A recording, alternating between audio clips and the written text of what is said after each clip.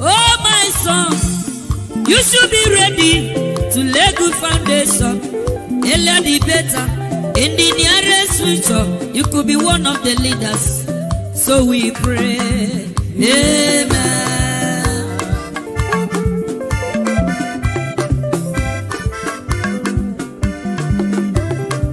Oh, my daughter, you should be ready to lay good foundation. Earlier the better. In the nearest future, you could be one of the leaders. So we pray. Amen.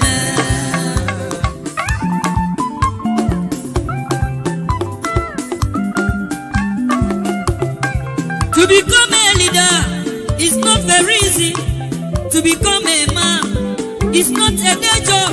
Everybody's ambition is to become a leader and to become a rich man. That is the struggle. So my son, you should be ready to lay good foundation. Earlier the better. In the nearest future, you could be one of the leaders. So we pray. Amen. Thank you, my brother. God bless you. So my daughter, you should be ready to lay good foundation. Earlier the better. In the nearest future, you could be one of the leaders. So we pray. Amen.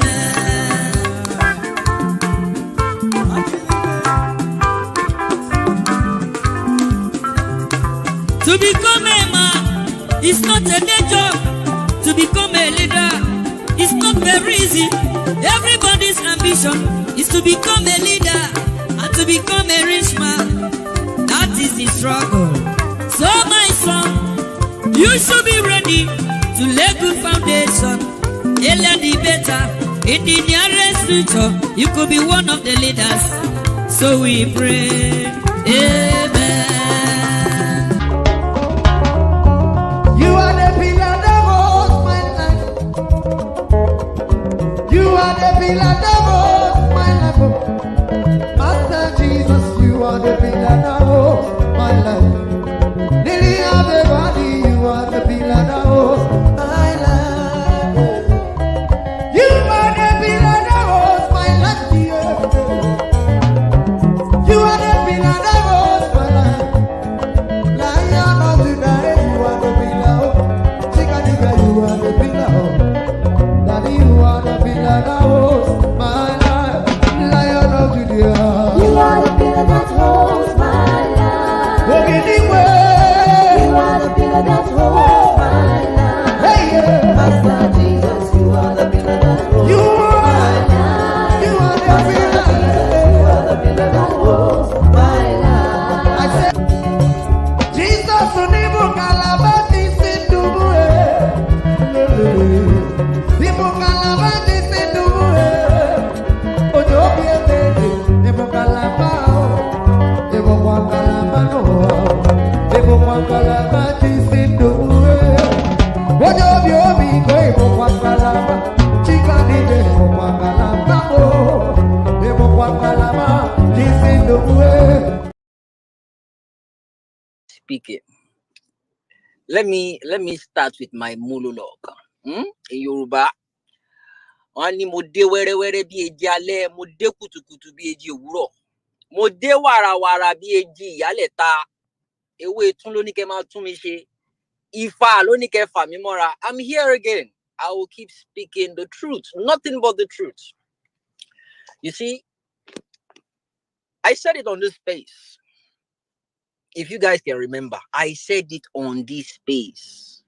When you went to New York, we spoke on this, on violent space. And the argument was Nigerians in New York, when they go do protest there. Can you guys remember the name of the hotel I told you then? St. Regis. St. Regis. Awe momulomu. Legit ni confirm. Inta abati so abegeni. It is 100%. We don't just come here and speak to you. We deal with people, insiders that have facts, and they tell us these things. So when we come here and we speak about it, we're not just doing it to gather people. We are the opposition. Because this government is an illegitimate government. And we will prove it to the whole world.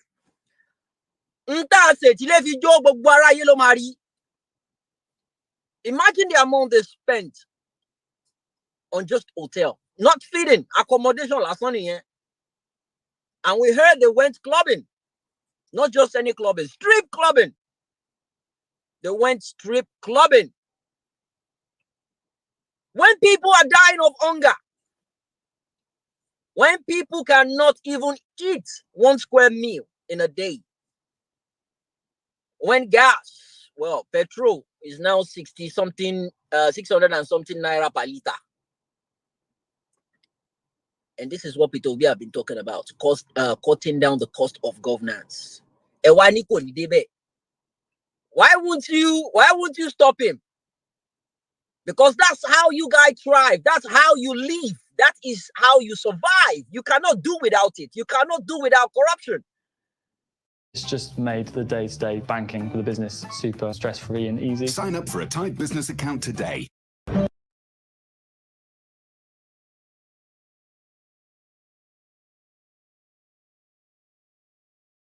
You the gas to your livelihood.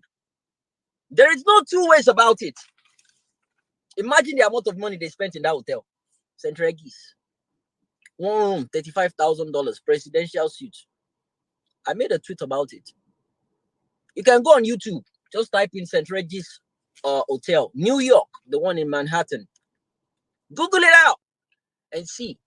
Meanwhile, we have a Nigerian house in New York. We have a Nigerian house in New York. They spent, I think, about $30 million, or is it $3 million? They spent it. That is a place they're meant to actually stay.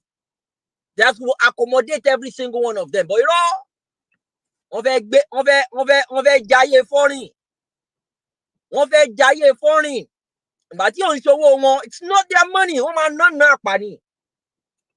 But you have people in your country dying of hunger. You have people that cannot even send their kids to school. Due to the policy, you yourself, due to the policy you put on ground the first day you were sworn in. 507,000 US dollars. Convert that to naira at the rate of 1,000, even though it's more than 1,000. Convert that. Convert it to naira and do the maths. You see, something got to give. I don't know when, I don't know how, but something definitely got to give. And our vice president, Shitman, is in China. Monton Wakiri, seeking for investors to come and invest in a country whereby there's no legitimacy, there's no rule of law, it's filled with corruption, and you expect people to come and pay. You expect people to bring their money to come and do what in that country exactly? But guess what? There's so much belief in Nigeria. There's so much belief in Nigeria. But guess what? Shitman, I hear say one of his wives, the Atlanta, went to Atlanta to give birth.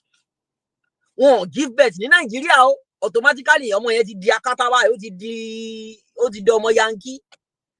The American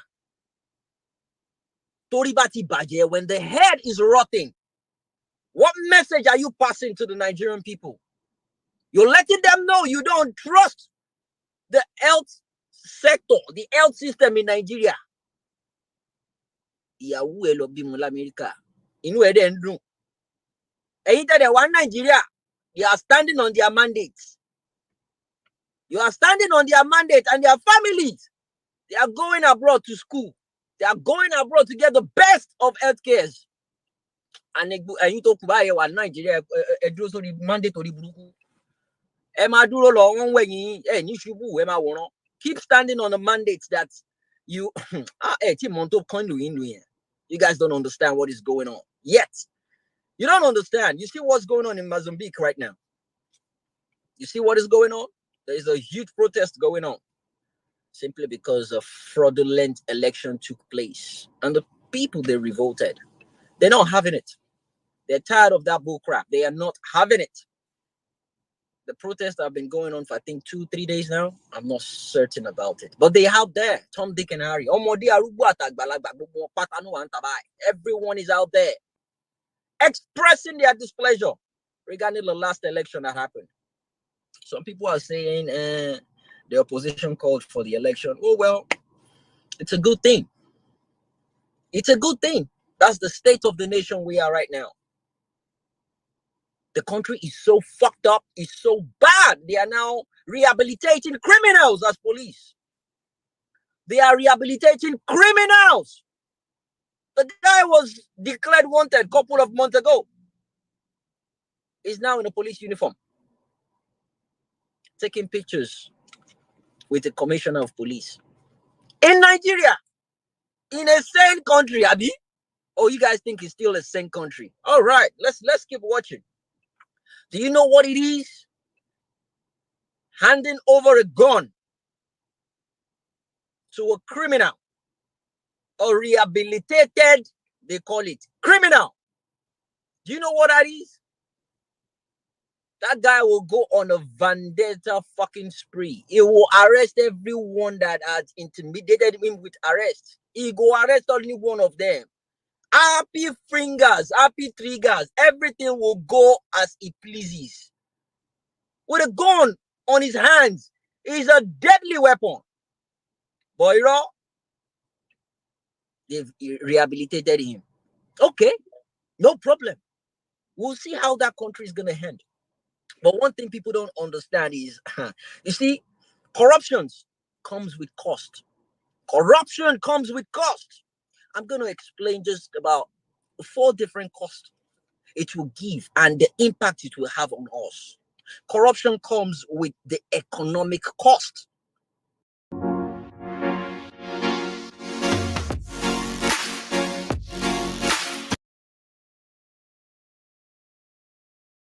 Cost is going to determine the chances of building and creating and growing wealth in any country.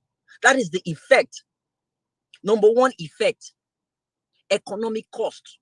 The moment you have a corrupt system, the economic cost will be you having the chances to build, to sustain, and grow wealth. It will have an environmental cost. The environmental cost is the chances of having a healthy environment and a sustainable future. No one is guaranteed alive if anything happens to them. No one is guaranteed the opportunity of getting revived or getting a good health care if they are sick. Environmental cost. The third one is social cost, which is very important. It's going to cost you your judicial system, the executive system, the legislative system, and lastly, the media. No one will be able to say the truth.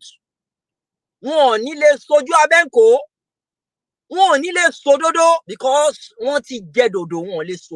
they've been compromised. I keep saying these things.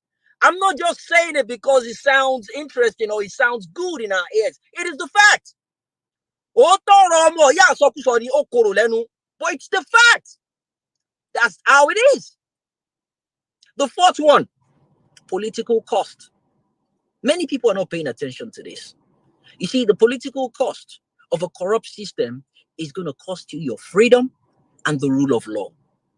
Those are the 2 major things your political, the political cost of having a corrupt system is going to cost you. Your freedom and the rule of law. There will be no rule of law whatsoever. And that is the system, that is the situation of things in Nigeria right now.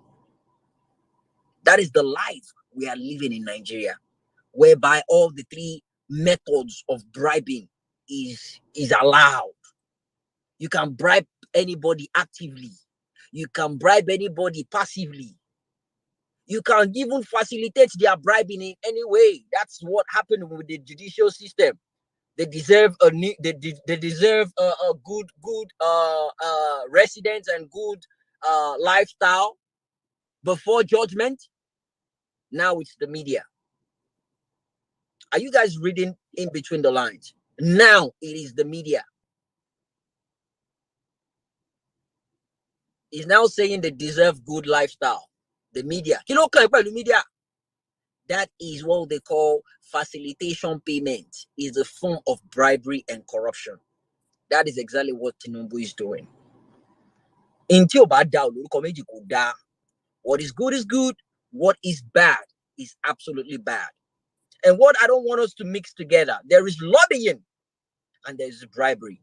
You see, the difference between lobbying and bribery is this. Lobbying, usually, it's known by the Americans as lobbying. And it's to them the legal way of bribing people. But you do it openly and you have to be registered with the government. And you let them know exactly what you're doing. That is lobbying. You let people know this is exactly what you're doing. You might not go into details with the terms and conditions, but yeah, you let them know this is the whole point of what you're doing. But you see, bribery, it is a crime because it's not done openly. You do it to compromise a system. You do it to compromise the judicial system. You do it in a way whereby it is not allowed. It's against the law. You do it to break law. Corporate people, they do it. Bribing officials just to get lucrative deals. Politicians, they do it.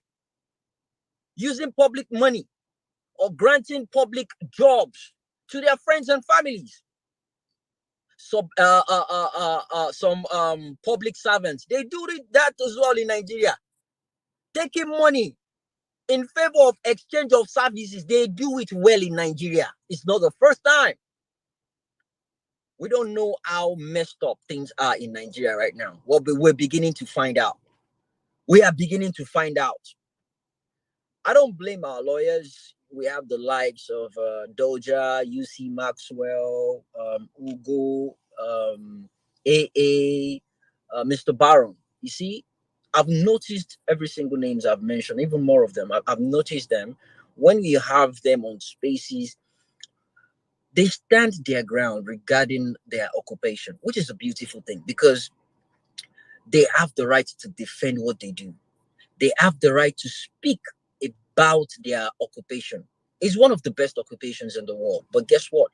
Some bad eggs are trying to make it look bad. And they are the ones fighting against that. I love their beliefs in the judicial system, in the Supreme Court system right now. I love their stance because they are going by the law.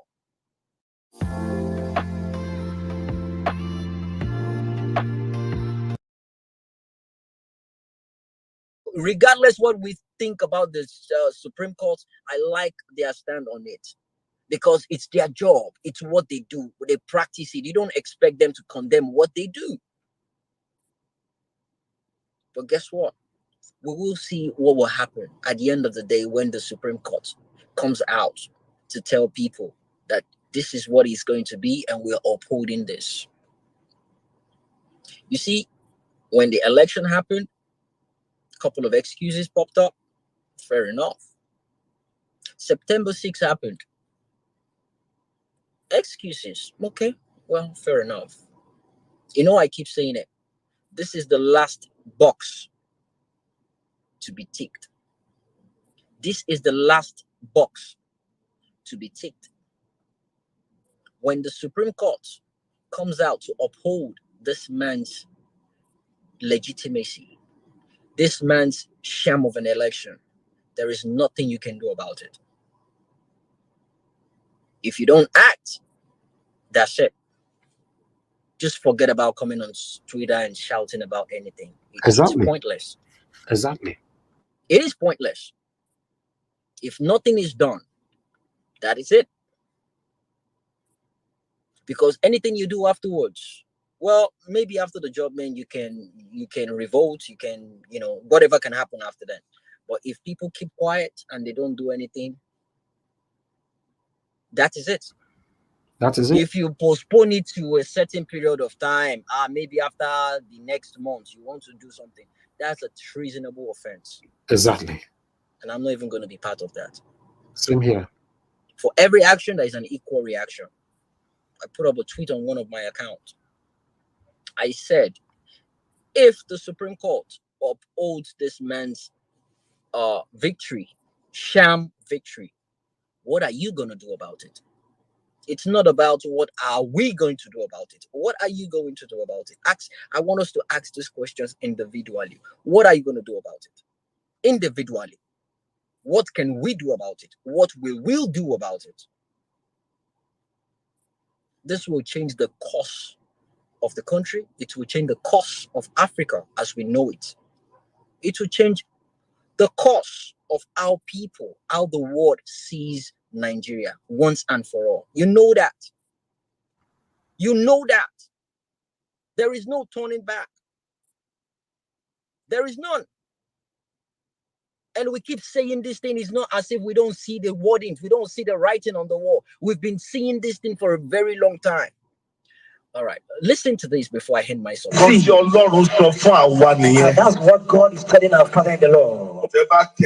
If you decide to vote, if Tinubu wins, all of you are going into job. That is God has spoken. Let's go live. Let's go live. I've spoken. Just we have said it. Let me say in English that the word is not. Okay. If Nigerians vote for APC, Nigeria will sink. People in poverty, and the economy will be in shambles. If the government of APC continues, Nigeria will suffer extraordinary. I'm not in support of anybody. As a matter of fact, I don't vote. And I will never vote. I am telling you that we have never seen Archie before. Then this is where we now experience more Archie. We will be sick, the economy will be sick. I have not said anybody to like. There you heard it. That's primate. But yeah, he said that once upon a time before the election. And he said it loud and clear. He said it loud and clear. Well, we see what is going on now. And if you guys can remember, I said it. I said at a point in time, people you look up to. If you guys remember, I said these things. People you look up to, people you respect, they will start coming up and they will start falling in your hands. But do what? Stand your ground. You are not mad. Obedience. Hey, Yahweh. Hey, Bonu. You're on the fucking right side of history. Always have that at the back of your mind. If it's going to be my job to keep reminding every single person you the right side of history. Stand your freaking ground. They will do anything to convince you that red is black. Do not budge. Just stand your ground. Know you're standing on the right side of history. Know you're doing the right freaking thing. As a matter of fact, they're making it look like certain amount of us are delusional. Certain amount of us don't know what we're doing. They're beginning to change the narrative. They're beginning to make it look like we are desperate to grasp power. They're beginning to make it look like we did not even win an election. They're beginning to make us look mad. But guess what? Stand your ground. A lot of us still have that memory. We remembered what happened 25th of February. Very, very glaringly. We still remember what happened that day. How people were killed, disenfranchised, humiliated. How ballots were stolen, grabbed, snatched. We saw the whole goddamn thing. But guess what? They thought we were stupid. We're not. We don't just know when to hit the street. We don't.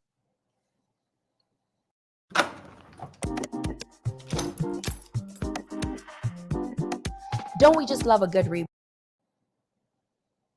the main thing that keeps us going seems to be our Achilles heel.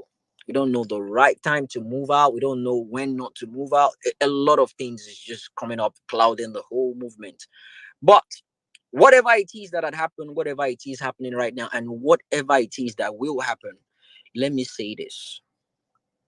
I am certain that whatever it is we've done in the past, whatever decisions we've made in the past, when the time comes, let's not hesitate to hit the street. Let's not hesitate to do the needful. I don't know when that time is going to be. Protest doesn't have to be the day of judgment, doesn't have to be before the judgment, it doesn't have to be after the judgment, but it has to happen. The world needs to know that we are not in love with what is going on. We are not in love with people in power. We don't like what is going on. We're not in support of what is going on. God bless you, Auntie Bolanle. I saw what you did today. BBC headquarters, it's just the tip of the iceberg. I saw a couple of faces. I'm probably not, I didn't recognize them by face, but I'm sure I'll recognize them by their handles. They went there to support her. Just 4 people. God bless you. You're doing your own part. All right. Good morning, good afternoon, good evening to every one of you right there. It's good to be back here again. It's another wonderful day. Today is Thursday, 19th October 2023. Please press on that like button. I can see more people right there. I've done my part by trying to showcase so many names already on screen. You know, I appreciate you all, my people. Continue to press on the like button and let us do this together. Now God bless you now, my people. Thank you very much for your time with us. Let me quickly appreciate more people quickly, you know, that are just coming in right now. Sam John, I can see right there. Veronica Obano, thank you very much. Mother of all, Mommy Diaspora, thank you very much, Mommy, for all you do. We appreciate you always. Mother Patricia Tagbojumi, thank you very much for all you do. I appreciate you always. Thank you very much, Ijidima, just coming in right now. Ike Jude, thank you very much. Good evening to every one of you. Evie Jack, I can see you as well.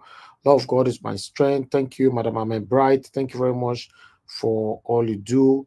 Also, Francis, God bless you all. Yes, my dear sister Patricia Enofe, yesterday was her birthday, you know, but she only reminded me today. Happy birthday to you, my dear sister Patricia Enofe. I wish you the best ever life can give. Thank you very much, everybody. Also, Francis, Friday, Igaro, and many, many, many more. Abiajulu, thank you very much. Julius, Anthony, thank you, thank you, thank you. Grace Cantudu, and many others. And God bless you now, Dex. I can see you right there just coming in. God bless you all. Thank you, thank you. Lord Lucan in the building. Washington Morigi, thank you. Now God bless you now, my people. I appreciate you all for just coming in and for all you guys are doing. Listen, guys, whatever we are doing here, some of you think maybe, I don't know, maybe few, let me say few of you think maybe it's a child's play. It's not. Our talking is giving these people a lot of headache. They don't like it. You know, I saw in the comment section just now, somebody wrote that some of these satanic platforms were discussing about us on their platform yesterday and all that. No, it's everywhere. People talk about what we are doing. They don't like it. Their hope, their prayers, you know, their wish is for we not to come on air at least for a day. You know, they don't want to see us. They don't want to hear from us. They don't like it. That's why you see they attack me all the time. You know, here they try to truncate my speech and all that, my activities and all that. But no, this cannot happen. We have to continue. Let me quickly post out a link before they attack me again, because these people cannot be trusted. 1 minute, guys. I want to post out a link for any of you that want to join the panel. Is the best time to join in now. I like announcing before posting out a link. I don't want to look like we are being sentimental. Yes, a link has been posted. Click on it. Join us here. Although you might have to be patient for the next 20 minutes before we can start talking, because I still have a couple of things to present to you guys. Thank you. As a gift, I want for right there with us. Tori Amaduke. Thank you very much, Charles Igbinosa.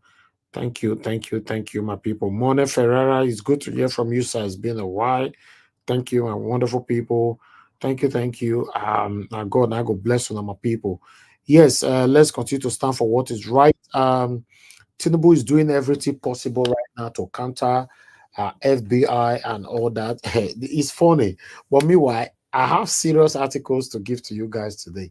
But let's take these videos together first. But let me quickly, my people on the backstage here, give us a minute. I don't see you, Mother Patricia Tagbujumi. That's fine. Thank you.